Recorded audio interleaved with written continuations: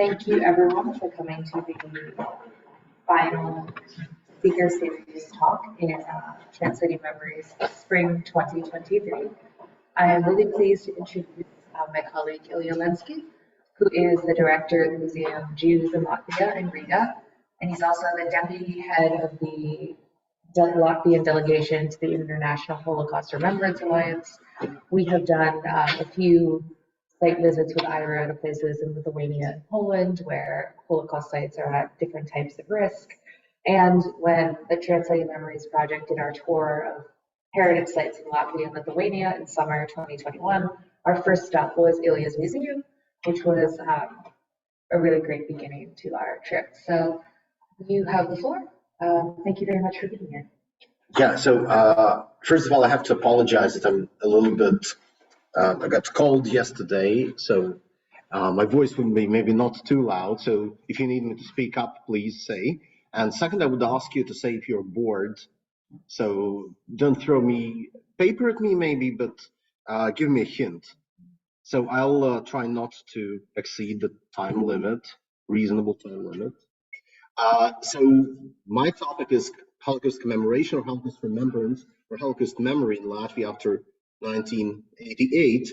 And we will explore actors, different stories, different influences.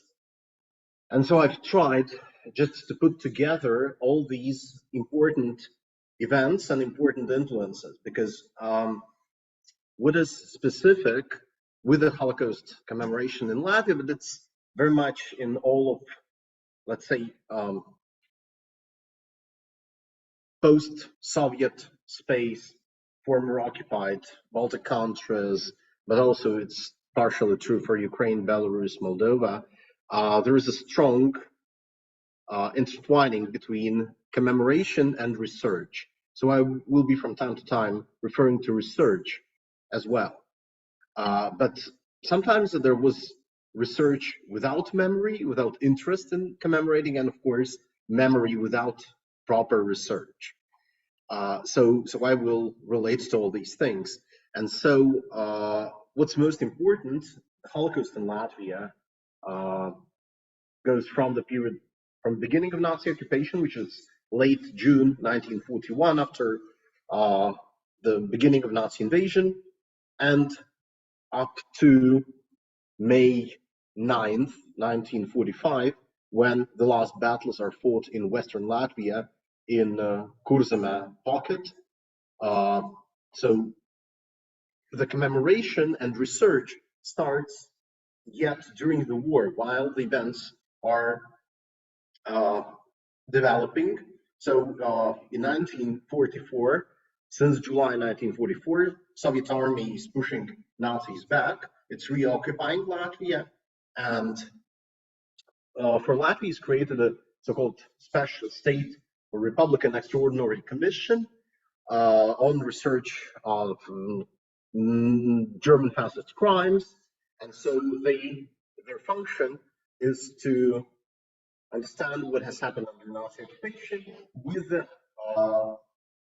idea of presenting their results of their research or their exploration at the trial, which later became known as Nuremberg trial. But while they're researching, it's not yet clear that it will be Nuremberg.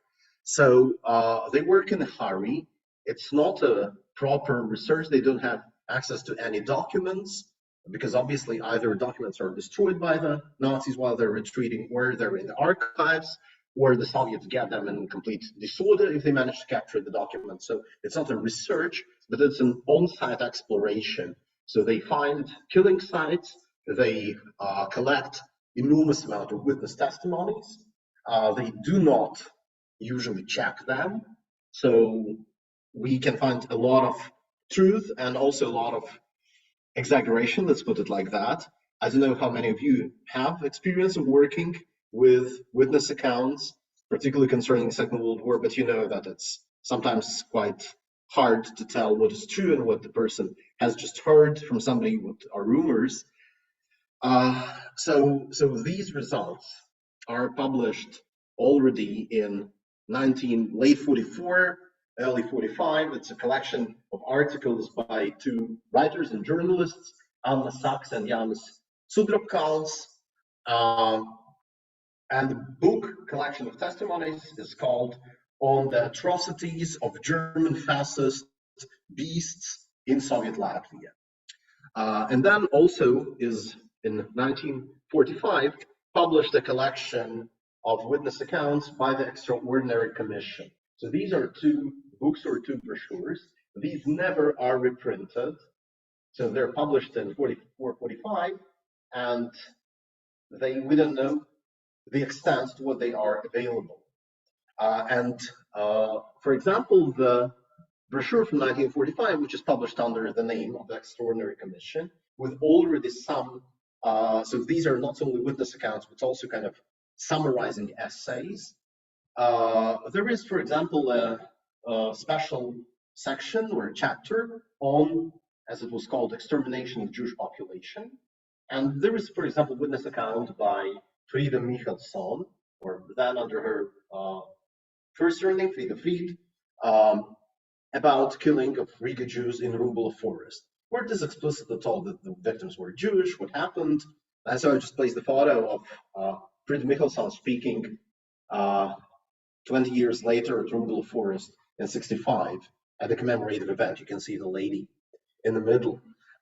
Then there is propaganda historiography, and it appears in early 1960s, and it has to do with the fact that in 1959 is created an organization called Baltic Appeal to United Nations, which is aiming at nagging international community concerning the Baltic question, demanding independence for the Baltic countries, and as a part of countering these efforts, Soviets start exploiting the topic of the Holocaust. It happens not only concerning Baltic nations, you can see similar prose issues going on, for example, concerning Ukraine and concerning Western Germany. Some of you may have heard about the scandal concerning Theodor Oberländer, the famous German politician who was also a Holocaust perpetrator in Lviv.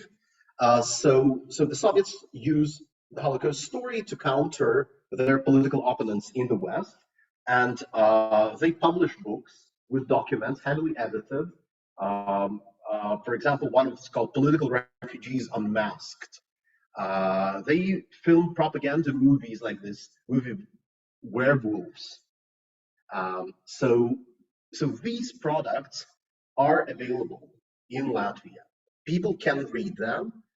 Most of them are aimed at the Western audience, so they are translated into English, and I think the book was also translated into French, if I remember correctly.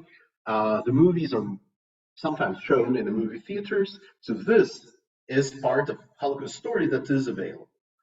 And then there is the independent research. Basically, the most prominent researcher is Margus Vestermanis, who is the founder of our museum. Himself a Holocaust survivor, former partisan. He's 97 now.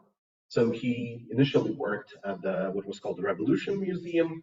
Later, he became head of publication department in the National Historic Archives of Latvia. And in this capacity, he started preparing a book in 1963 about Nazi atrocities in Latvia.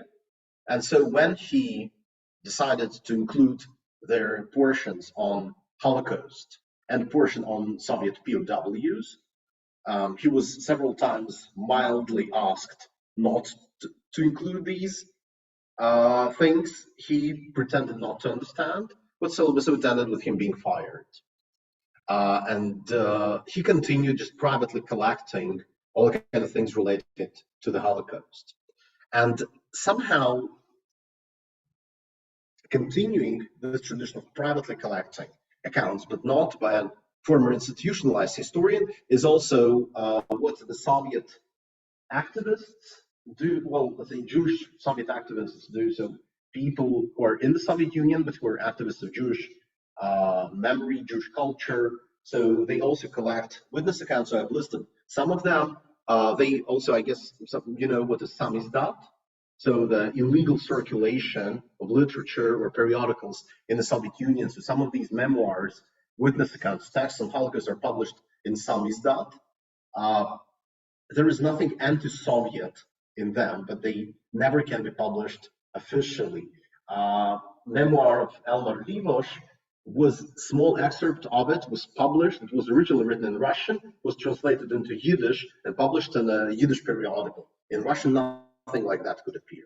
So, and then, of course, there are texts written in the West, witness accounts by the survivors, collections of documents published by survivors, and witness accounts or given at the trials against the Holocaust perpetrators. So mostly these are German Holocaust perpetrators who were put on trial in Germany, but also there were local Latvian Holocaust perpetrators, Latvian in a territorial sense, not political sense. Among them, there are people of different ethnic backgrounds who were put on trial in the Soviet Union. So concerning both trials in the West and in the East, there are press accounts. So that's how people know something.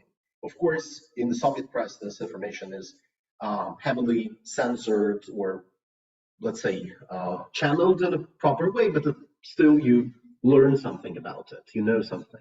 So these are the influences before 1988, and we can create some sort of periodization because initially the memory initiatives were mostly private, because after 44, 45, as I said, these books were published, Nuremberg trial went on, there was no official Soviet politics of commemoration. In 47, there was a regulation on how should be installed monuments to fallen Red Army soldiers, resistance fighters, and civilian victims. So this packed in one block. With civilian victims, the biggest problem was that you cannot fit them into heroic narrative of people fighting for the glory of the Soviet fatherland or fighting for the glory of communism. So usually, or not usually, but we could say quite often, people charged with commemoration, they would just dismiss it. For example, in the town of Ventspils in 1947, there is a beautiful document I found. They say we have to demarcate the grave of the fallen, the killed civilians, but actually we were unable to find it. And also it's located somewhere in the forest that now is used by local military unit. So the territory would not be accessible anyhow. So as we have budget, maybe we should install the monument for fallen Red Army soldiers if we already have the money. So, and then the government has interest in 1958, and it has to do both with liberalization in the Soviet Union, so-called thaw, but also with the approaching anniversaries. 58 is 40th anniversary of creation of Soviet Latvia, 1918, and 1960 is 20th anniversary of reinstallment of Soviet rule in Latvia, 1940. So, so there are all kind of memorial initiatives for these anniversaries, and this some sort of governmental interest goes for about a decade. In 1967, there is a six-day war between Israel and Arab neighbors. Arab countries which are supported by Soviet Union lose. Soviet Union severs diplomatic ties with Israel, so it all becomes very problematic. And once again, it became public only after 1988, which will be our main topic. And so, for you to understand, I will maybe let out long text. I will anyhow share this presentation with you. So Margaret, you may circulate. So what's important, sometimes these memories coexisted. So I really like this photo from the small town of Viljani. On the right, you can see it's in the shade, the monument which was installed in late 1940s by the relatives of the victims. So it's on the grave.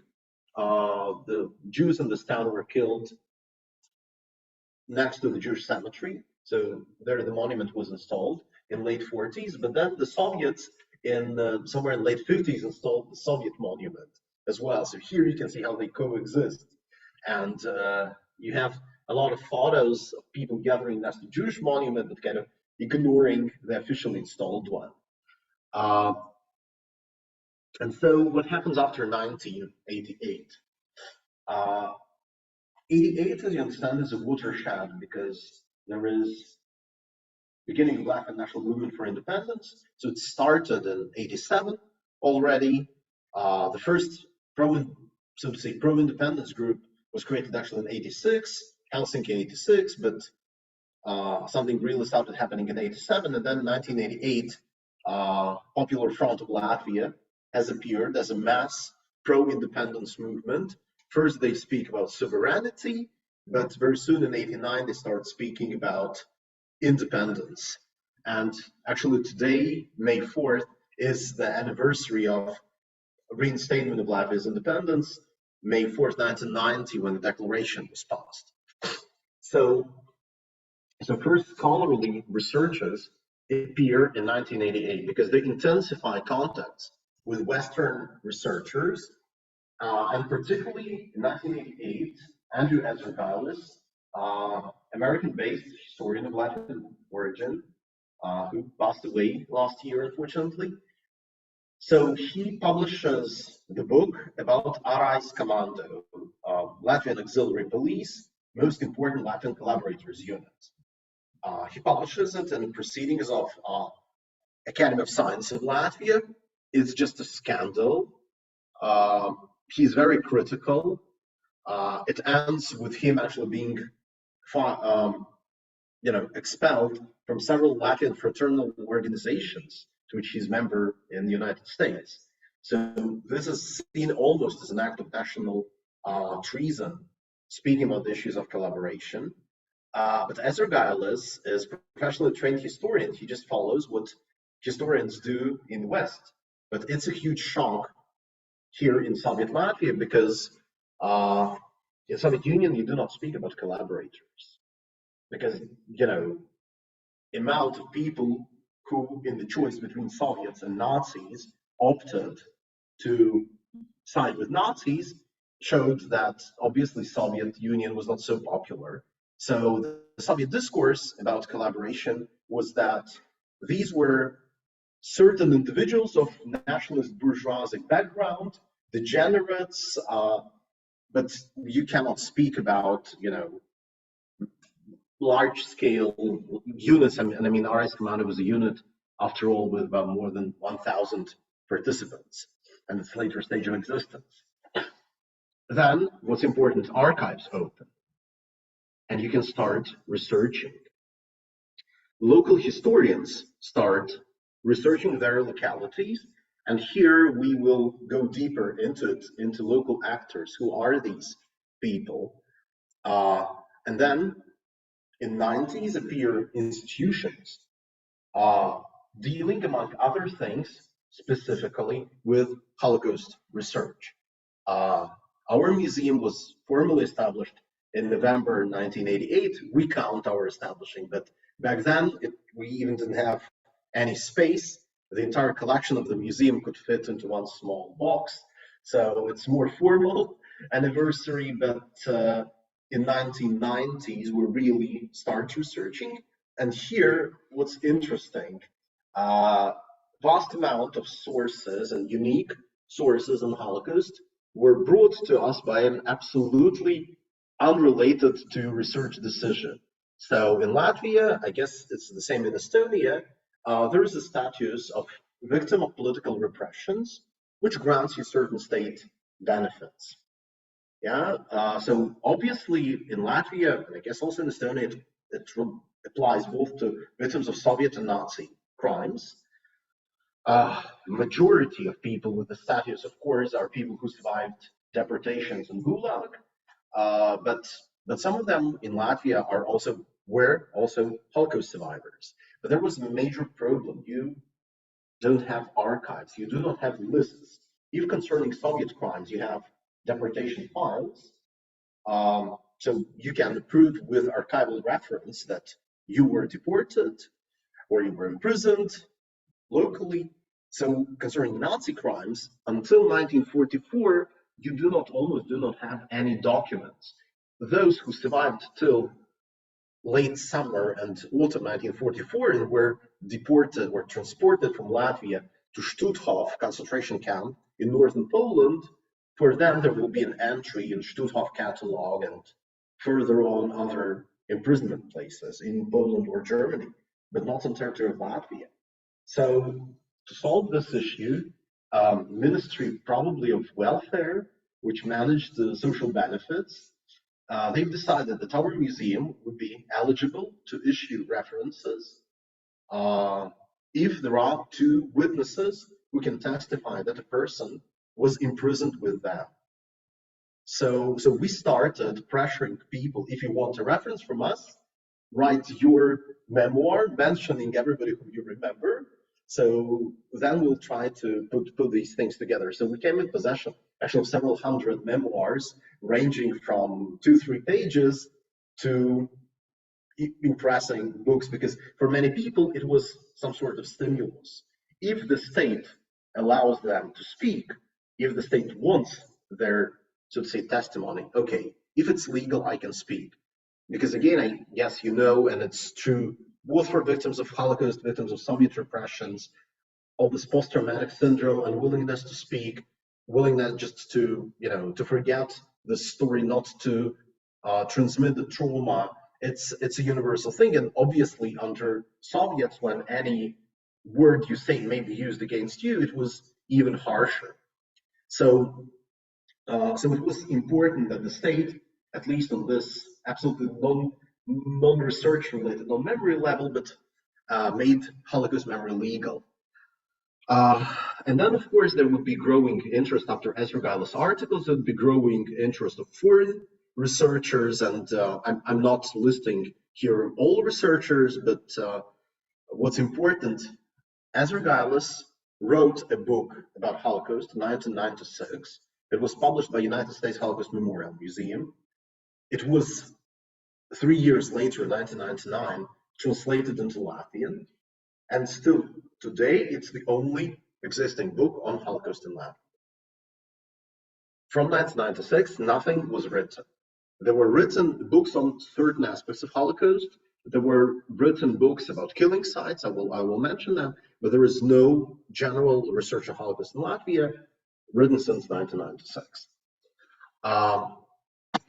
So let's go to more detailed stories. Yeah, so here is Ezra book, and basically the book from 2000, written in 2010 and published in 2013 in English by our colleague Meir Meller.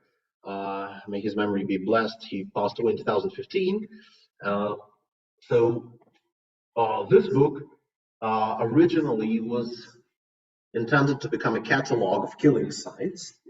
And Mr. Mellers was a key figure in research and commemoration. So the book became a book rather than a catalog, because many critics said that it's impossible, nobody will read a book which is just a catalog of killing sites describing how people, what happened at a certain place. So he decided to write, at least briefly, the story of the community and the story how the life of this community ended. So from being site-based to describing a particular killing site in the forest, several hundred actually, he transitioned to the idea of describing a community and then what happens to them, because obviously sometimes people from one community would be killed in several locations. So it became a readable book. And so how it developed. In 1988, it turned out that there are a lot of local activists. These were historians. These were local people from museums, local librarians. These were sometimes absolutely non-related people. So I chose to place this monument in Koknese, which probably was one of the first localities in Latvia to be commemorated, not with this rock. So their local forest warden marked the pathway leading into the forest where Koknese Jews were killed. Not the place itself, because the place is in the forest, And to his idea, it was unreachable.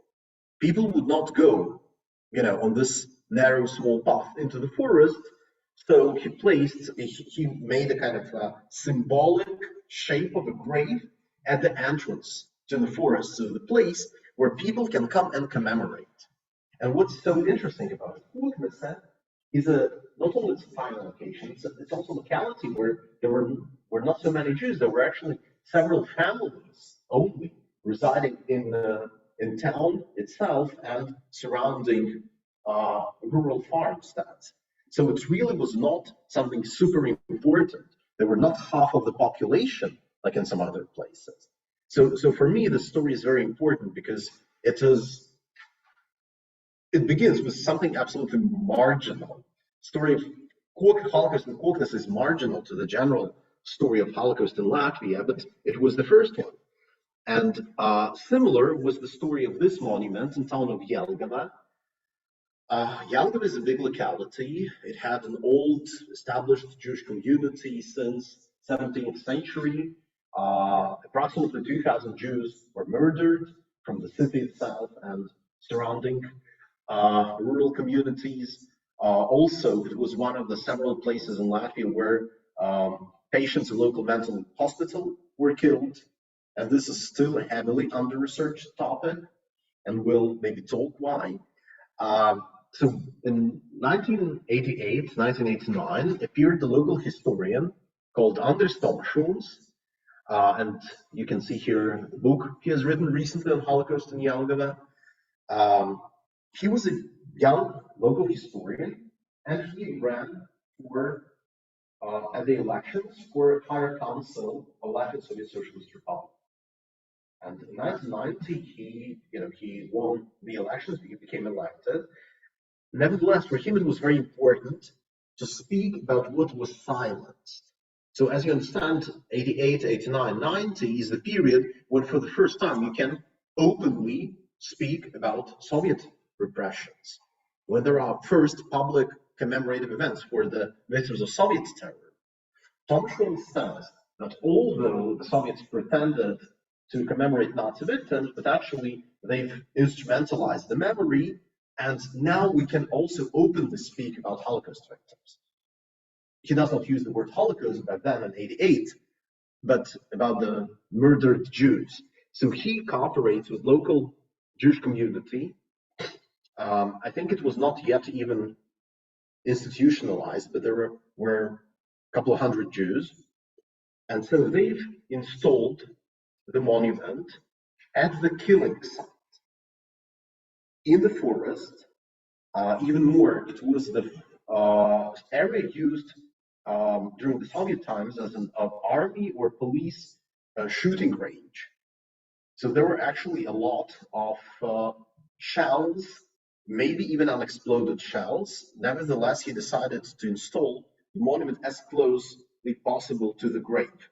He has found the documents from 1944 by the Extraordinary Commission where they marked the graves.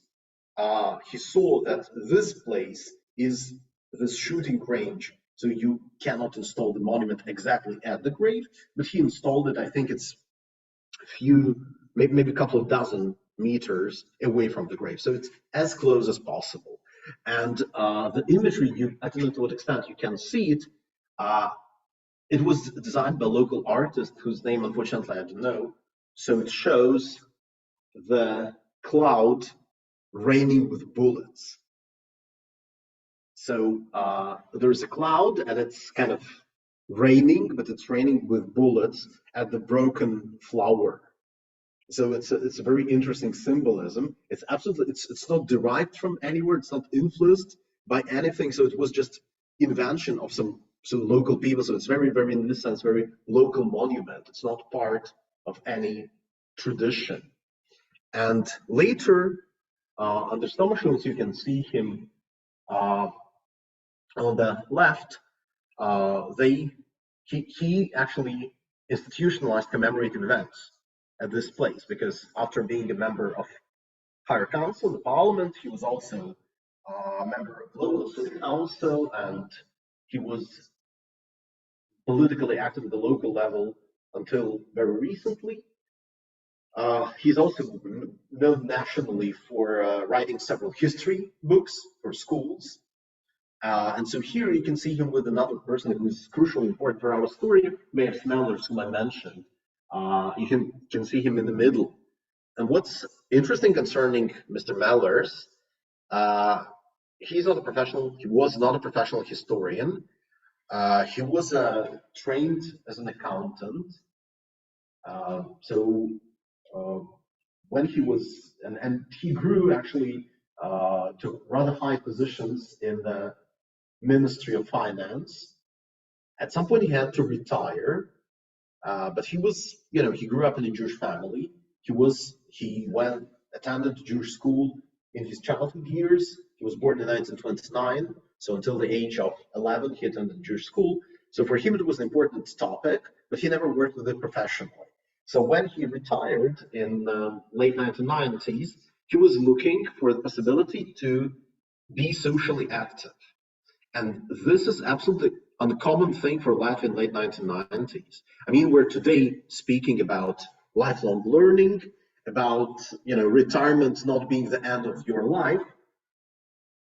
In the 90s, I don't know, I guess few of you remember the 90s, it was presumed still the Soviet tradition that when you retire, your life basically ends. And if you're active harmfully. So you denounce people and so on and so forth. So the fact that somebody wants to be useful, active, it was not so common. So he just came to the museum and said, I'm a retired accountant. I have an experience of working in the ministries. I know all kind of people. Give me some work. The museum, Mr. Westermans, who I mentioned, was a bit surprised, but took Mr. Mellers as an activist. And it coincided with one very important thing. In 1998, you remember that the listing was created Commission of Historians. As you probably know, there are commissions of historians or commissions on research of Nazi and Soviet crimes in all three Baltic countries. In all three Baltic countries, these commissions work differently. The Latvian commission, I think, was the only one with absolutely no framework for legal action. Latvian Commission of Historians was purely a commission of historians. They were not investigating Soviet or Nazi crimes, they were just writing historical research. They had they were not decision makers in who has access to political power. They actually did not control or take over the KGB documents. These were controlled by security services. Until very recently, they were released only in 2018 in a very nasty way. We'll not be discussing it now.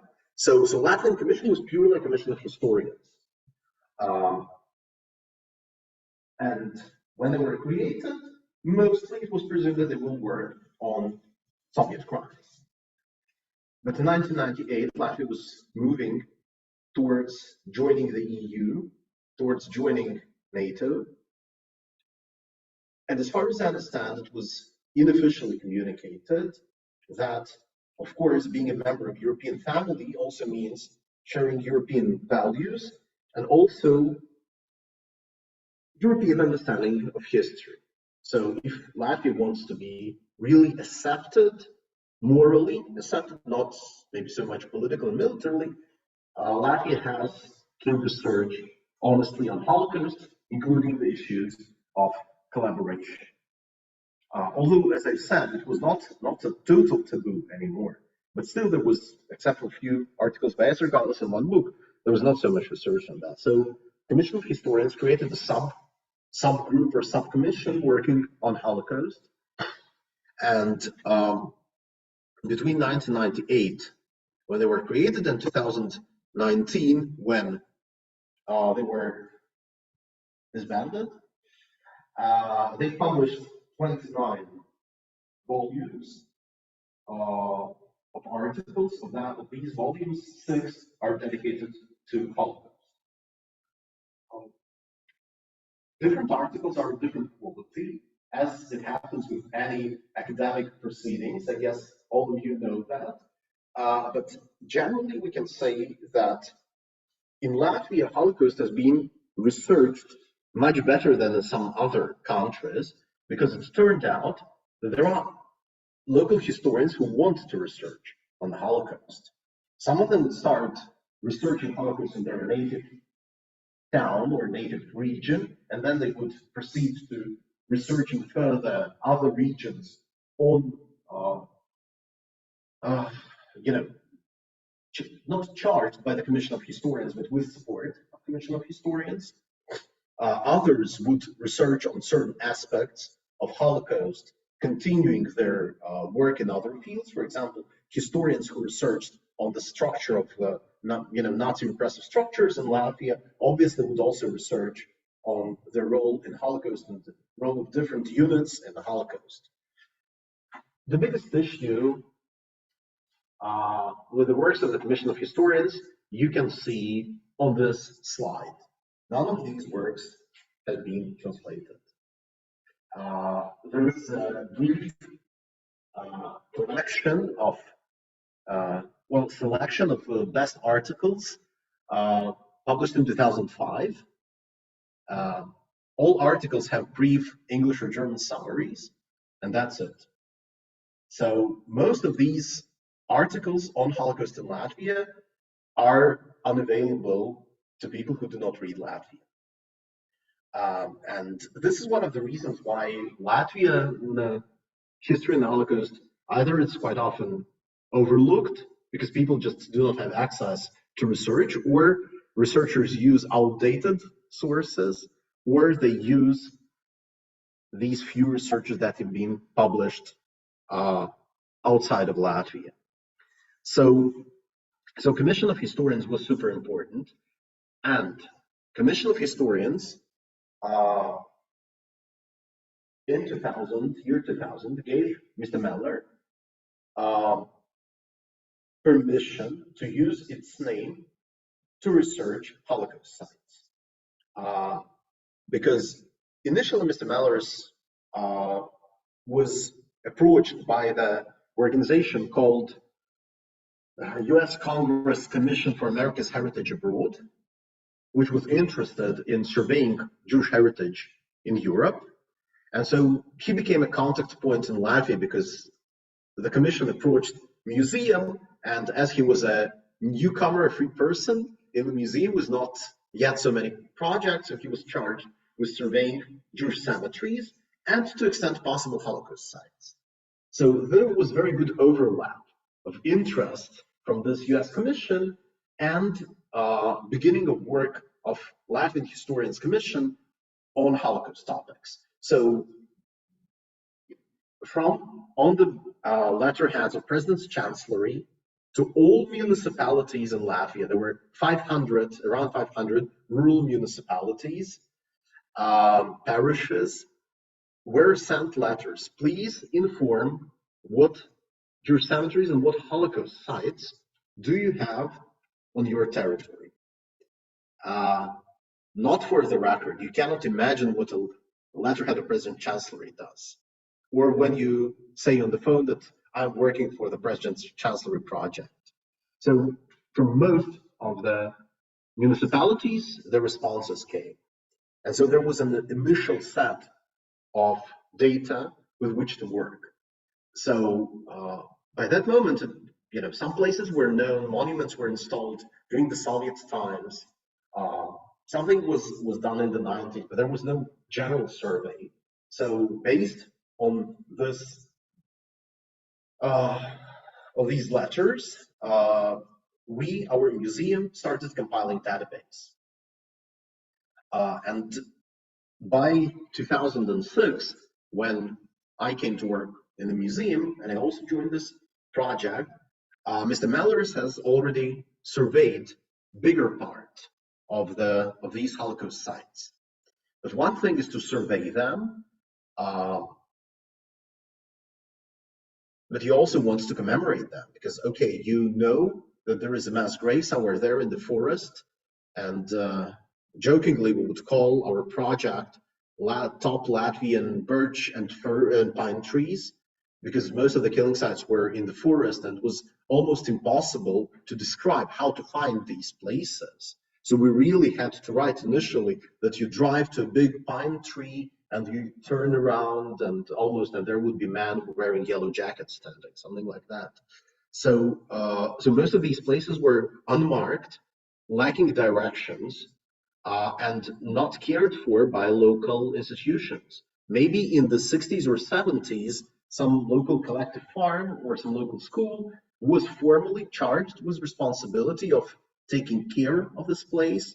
But during the post-Soviet decade, even if something was done during the Soviet times, of course, nothing was done. Mostly nothing was done in the 90s. And we cannot blame local municipalities. So this was our principal position, that we don't blame anybody. We work with what we have. Yeah. So we started thinking of possibility of kind of mass scale commemoration, installation of memorial signs.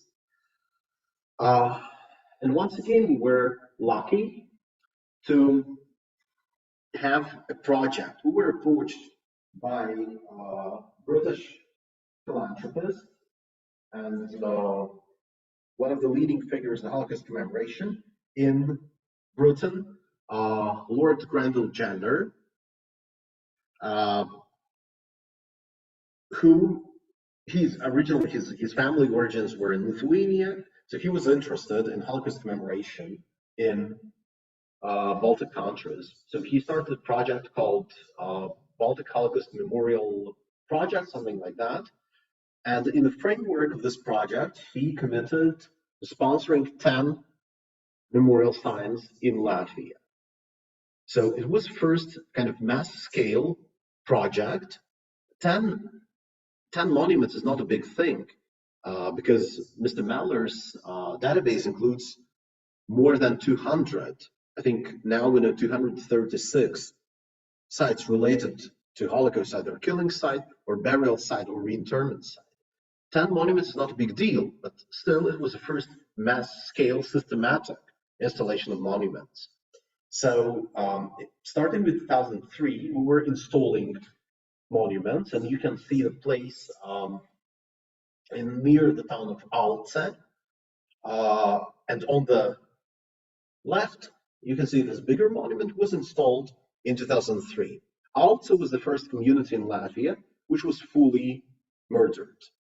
July 11th, 1941, all 99 Jews of Alce were killed. Not a big community, but it was the first community to be totally killed. Men, women, children, everybody. It was, 3 weeks before the Nazis, for the first time, used the wording final solution or general solution, which appears in documents only on July 31st. So this was the first project. And then we, as the Jewish community, Council of the Jewish Communities, which was created in 2002, 2003, decided that we want to continue this work. Because for us, it is important that these places are marked and people who want to commemorate, if they want to commemorate, have this possibility. So I used just this example because it shows the monument installed in 2003, but then we also learned about the story of another killing in the same town of Alce of a single family of Dr. Michael Saliman, a local doctor, a beloved person. Alce is a small town, so local doctor, everybody knows him, knew him. So he went into hiding during the Holocaust, and he was in hiding for a while, but then he didn't know what will happen further on. So he, with his family, returned to Alce. They were arrested and killed somewhere in the forest. And nobody could show us exactly the place. The place was actually verbally transmitted from one forest warden into another forest warden since then. Everybody called this, there was kind of path in the forest called Solomon's path, because his surname was Saliman, and so it was reinterpreted as Solomon, as a Jewish sage, biblical King Solomon. So locals called it Solomon's path, and everybody knew that he was killed somewhere in the end of the Solomon's Path under a big oak tree. When in 1960s there was local melioration works, or whatever you call it in English, you create these water ditches or whatever. So the workers near this oak found human remains. So the forest warden reinterred them in this place, and they would not tell anybody. So today the real burial site of the remains is unknown. So we decided that we install the monument in the forest where this path into the forest begins. Yeah, so the monument, so the community was killed at this area, while he was killed further in the forest, but we installed it next to the monument to the community to which he belonged. But for us, it is important that we mark also this story. Yeah, although you could say that technically he was a part of the same community, so he was already commemorated by this monument. So this was kind of a first institutionalized or second institutionalized attempt. But also, of course, there were a lot of initiatives by people not affiliated with the Jewish community. So probably most important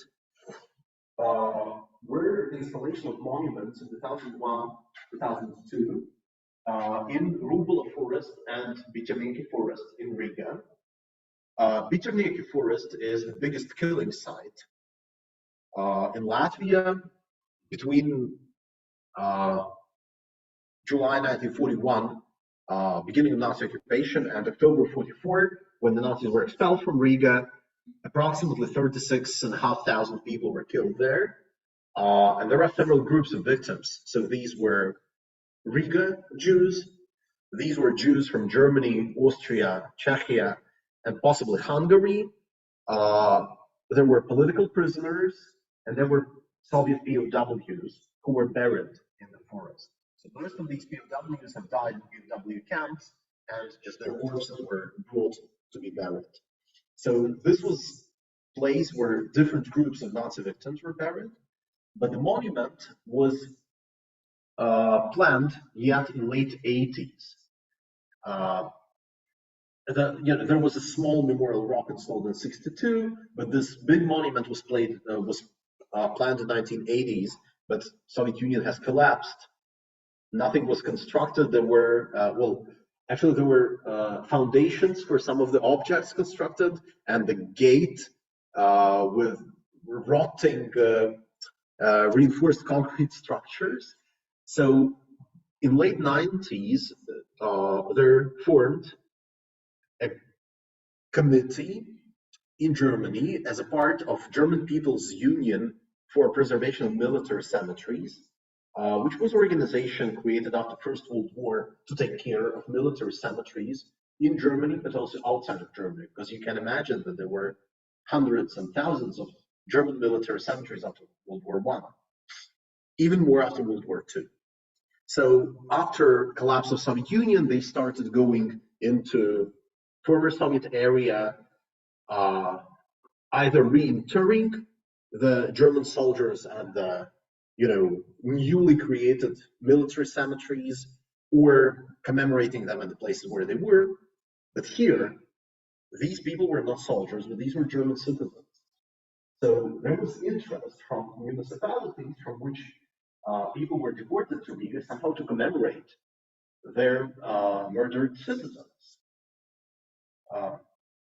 We can speak for hours about how commemoration developed in Germany and why in the 90s finally they became interested. But for our story about Latvia, it is important that in mid-90s, municipalities started approaching Latvian authorities, the Jewish community, asking for possibilities to commemorate.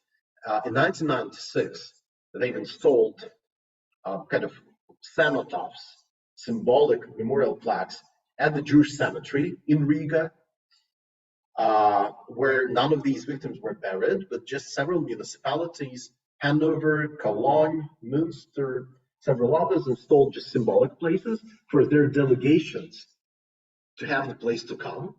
And then they formed in 1999, I think they formed a special Riga committee within the German People's Union, because German People's Union already had an experience of working with burials, of commemoration, already had contacts in Latvia.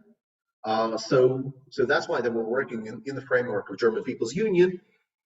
They fundraised, and in 2001 they unveiled memorial in Biterneke Forest.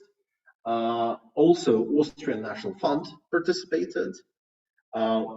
And in 2002 was unveiled a memorial in Biterneke Forest, where mostly were killed prisoners of Riga ghetto on 2 days, 30th of November and 8th of December 1941. But also in the very morning of 30th of November 41, there were killed about 1,000 Jews from Berlin. So there were also some German victims. So German People's Union also participated a little bit in funding Biterneke Rumbula Memorial, but also there were a lot of private donations, including the Lauder family, including some people who actually had no family ties to the victims. So really it was an important project. And for you to understand, Rumbula was a focal point for Jewish national movement in the 60s. So people would gather legally and illegally there. Illegal gatherings there would be dispersed by the police. So it was a very important thing that finally there is a proper memorial, but the Jewish community has preserved as a part of modern memorial also the rock that Soviets installed in 1964, saying to the victims of fascism with sickle and hammer, to commemorate those people who struggled for memory during the Soviet times. So to show that there is sort of continuity between different periods of memory. So 2 major sites were marked in 2001, 2002 by actors initially not related to the Jewish community, but further on there was no specific commemoration by these actors of German cities because most of the victims were killed in Riga.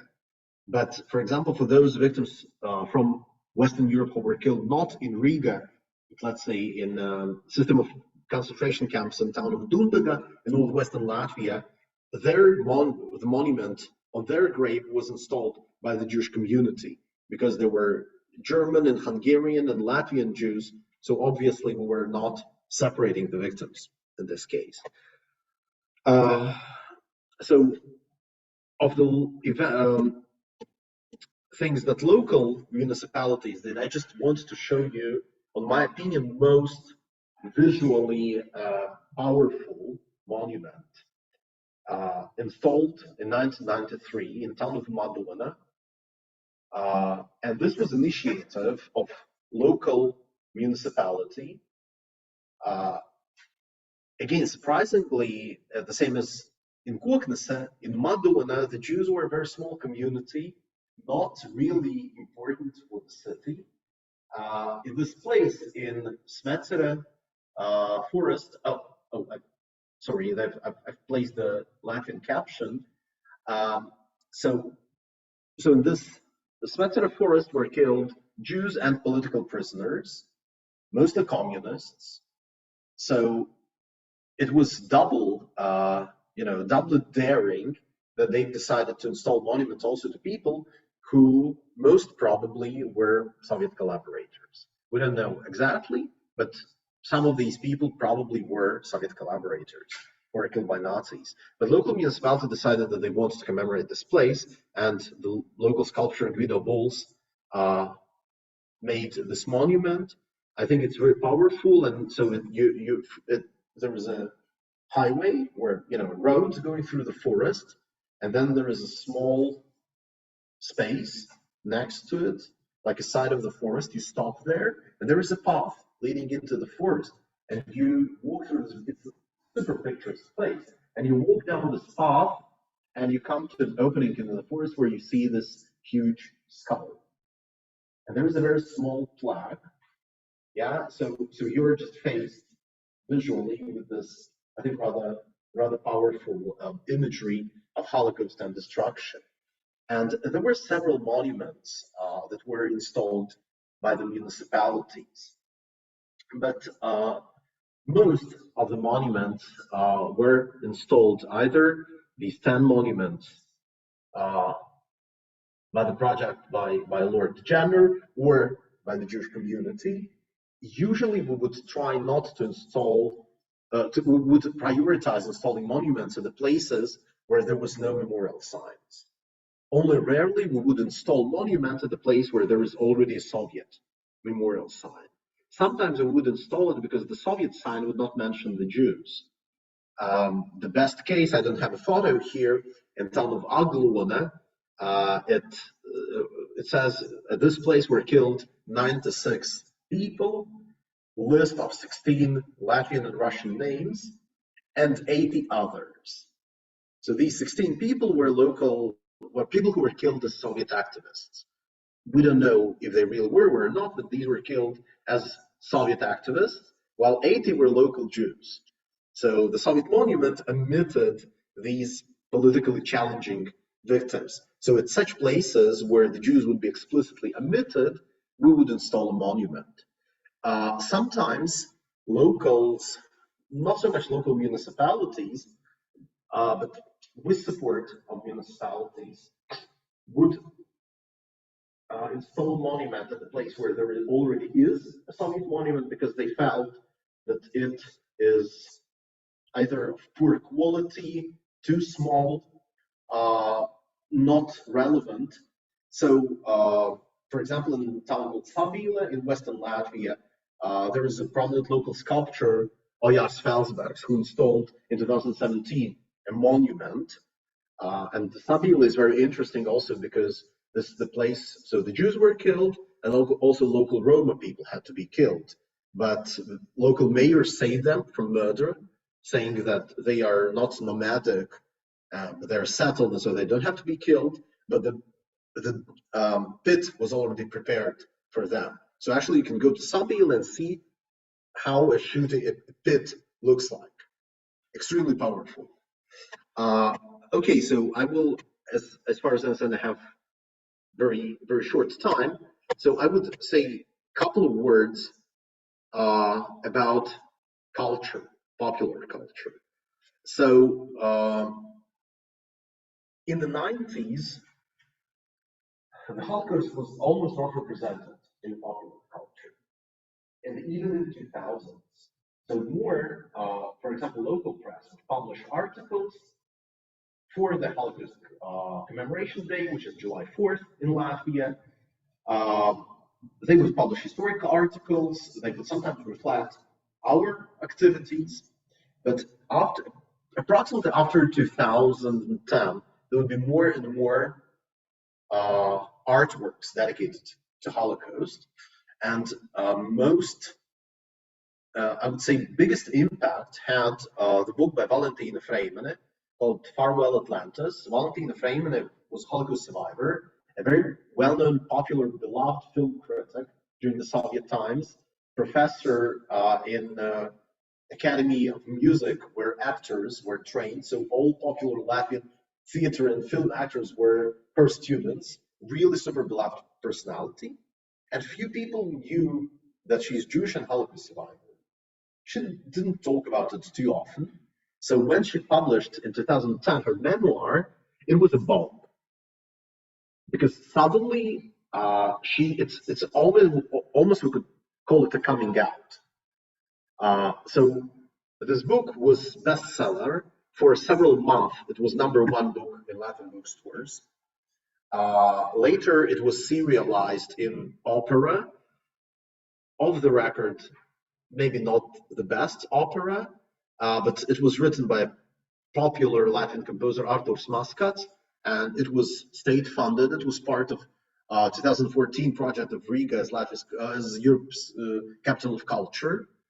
And so with this story, really we can say that Holocaust enters public consciousness.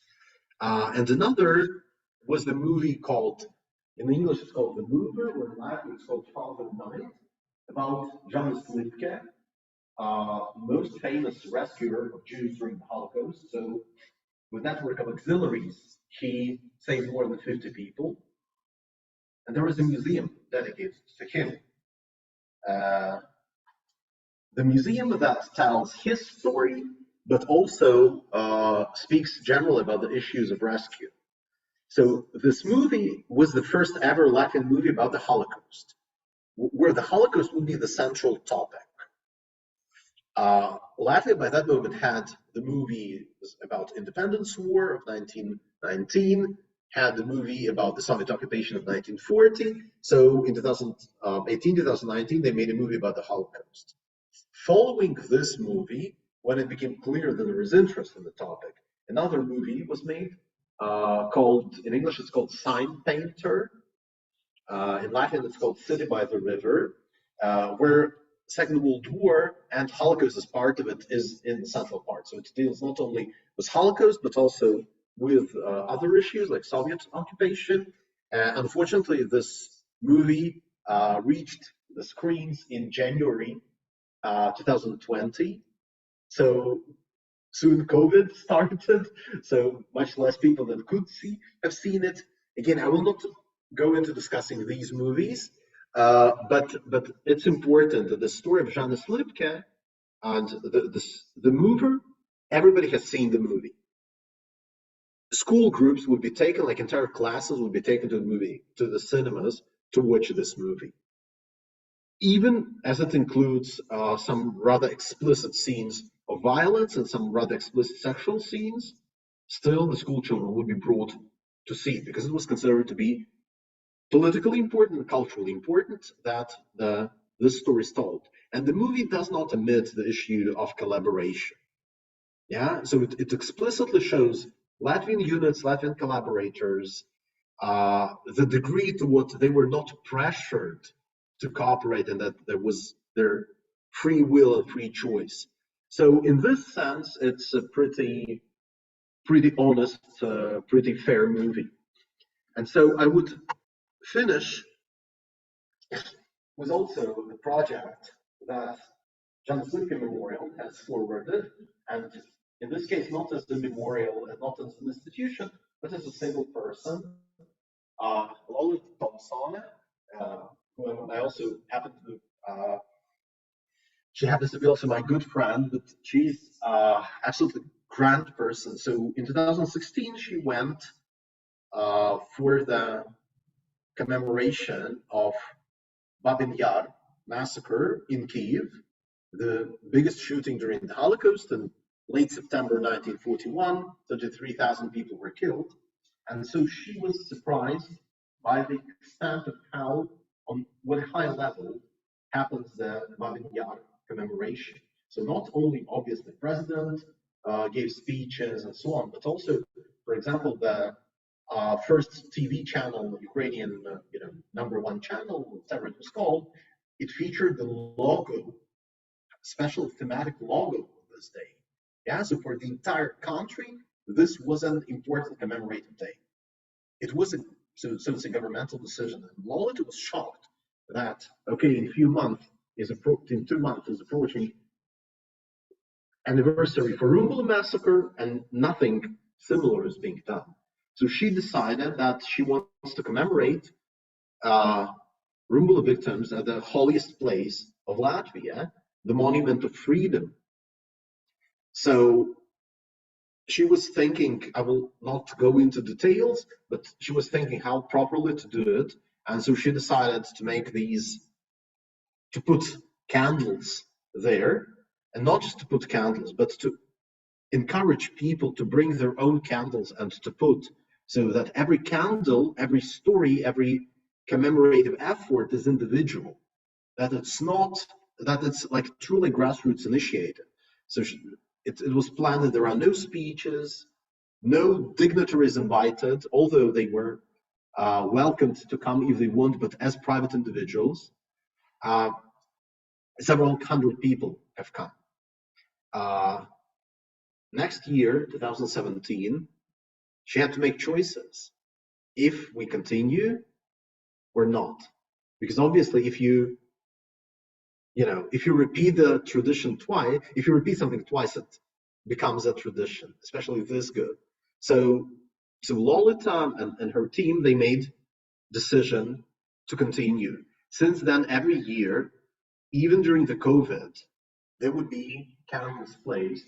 So this is the photo from last year, November 30th, 2022.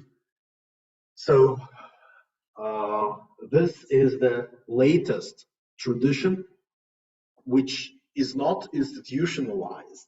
It's still run by and organized by an NGO, although they've been doing some fundraising. But this is not a state ceremony, although a couple of times president of the state has come, but no speeches, nothing, so he would place his candle. So far, no politicians try to make use of this ceremony. Nobody's trying to explicitly instrumentalize it. So we see how it develops. So I will finish here, and I will just put the list of challenges and maybe some positive things, and I guess we can start taking questions.